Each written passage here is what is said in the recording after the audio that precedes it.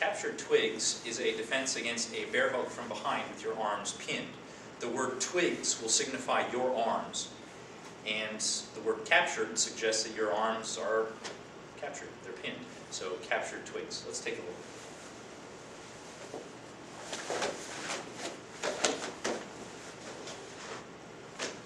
So what happened? You're in a bear hug, I'm in a bear hug.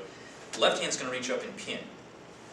Now this isn't Iron Kung Fu Death Grip, but it's just to prevent him from transitioning. He might try to put me in a rear choke or gouge my eyes or do something else. So this keeps his hands out of my face. I'm going to take my step towards my 9 o'clock in a horse stance, and I'm going to settle my weight nice and low.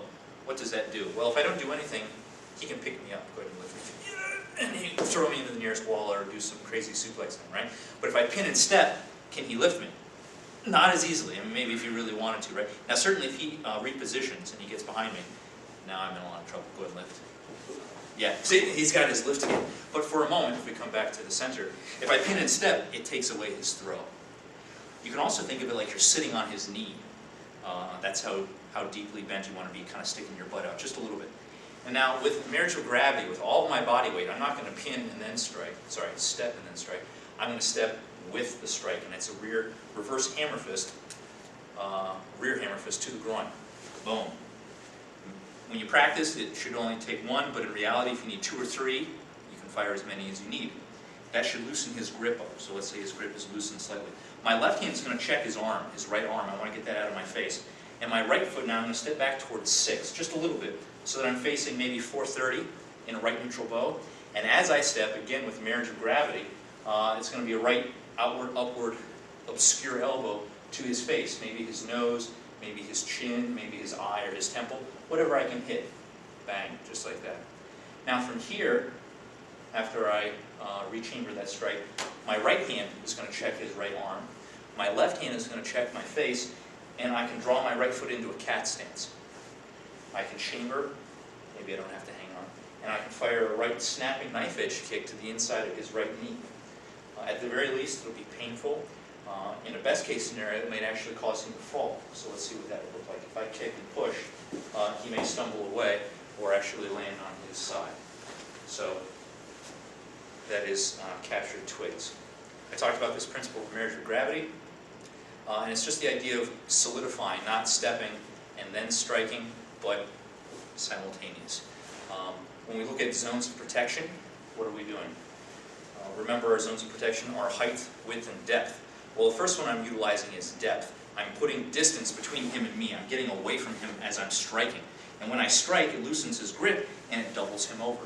So I have distance, and I have height. I've bent him over. That alone might be enough for me to escape, right? And I've put him in a position that makes it difficult for him to retaliate.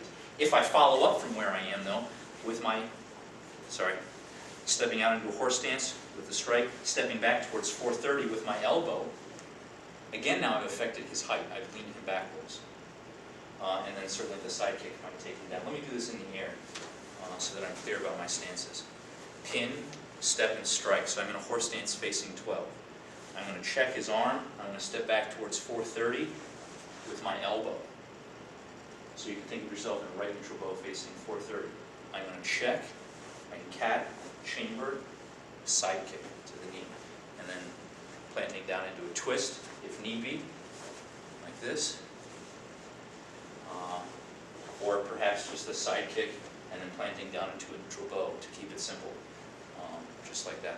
Sometimes I see people practice the technique, and when the opponent isn't fully committed, it's going to feel awkward. So let's bring the opponent back out, and let's face this way, so that our viewer can see from side view. Grab me a little higher, and be less committed. So you're barely hanging on. You're kind of a pansy, right? So I pin, step, and strike, and you don't bend over. And then this elbow feels kind of weird. I feel like, well, I can't step to 430, and I can hardly elbow, and then I can't hardly kick because he's so close.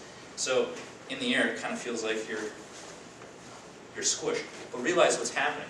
When you strike to the groin, yeah, he's going to open up. When I hit him in the face, boom, he's going to stand up and look away, check his arm, and I'm in perfect range for that side kick. So when you practice that with your partner, I always tell my students, ham it up a little bit. Make it, not cheesy, but make it believable. So have a very